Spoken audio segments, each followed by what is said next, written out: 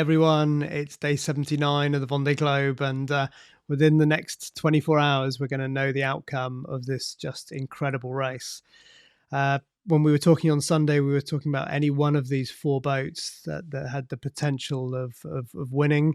And of course, with time allowances, it really sort of evens things up. Charlie on a PVS still leading it currently. Him and Boris are closest in to Cape Finisterre. But what we were interested in was Yannick's sort of fairly aggressive punch to the north. And of course, Louis Burton also heading north.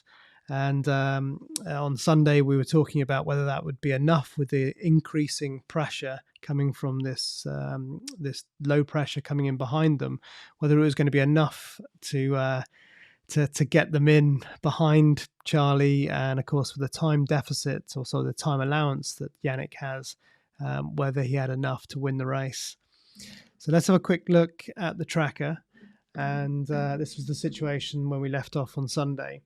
And as we've just run it forward, you'll see that Charlie and Boris, stick with their strategy. They've gone into to Cape Finisterre, whilst Yannick and Louis and Thomas have gone up to the north.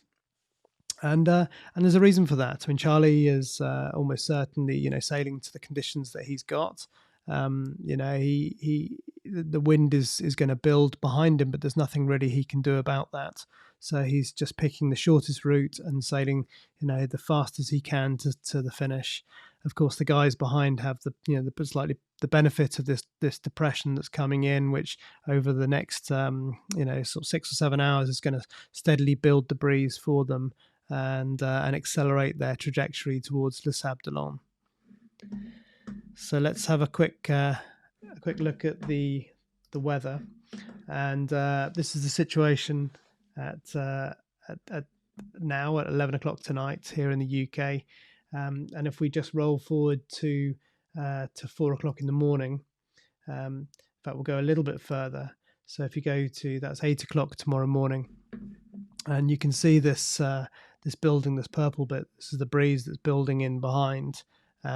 Quite strong winds coming in. This low pressure is tracking up to the northeast. But it will mean that for these boats here, they're just going to slowly accelerate through the day, through the morning.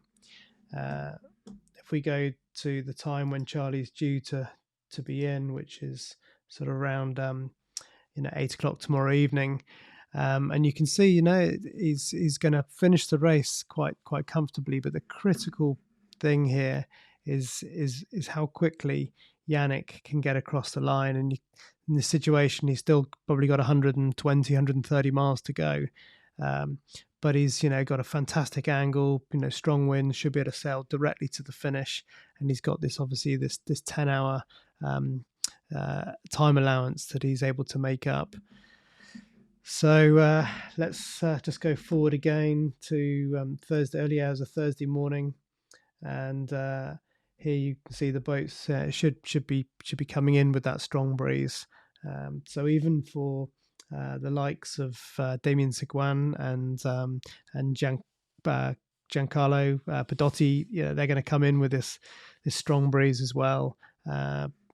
So it's going to be a super finish with all of these boats piling in over the course of the day. So obviously the Vendée Press Village is going to be something else. So this evening, my good friend Yann Richaume was also doing some routing on his French YouTube channel, and he posted this just recently, just an hour ago. This is his ranking with time allowances for the overall. Of course, there's still just less than 24 hours to go. Anything can happen. If you remember, in 2004-05, Mike Golding lost his keel in the final 60 miles of the finish. So. A lot could happen, but right now it looks like Yannick may have done enough. Boris Herman, remarkable result as well. Perhaps goes against the form book. One has to ask the question: just what if Hugo Boss 6? Alex Thompson's boat from 2015 was fully pimped and in the mix. How that boat would have gone. Because we're looking at Yannick boat and Boris's boat, uh, and Louis Burton's boat, all from the 2015 generation, doing incredibly well in this race.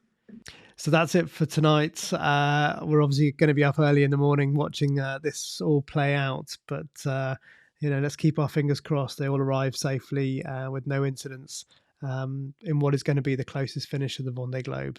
Cheers. Bye bye.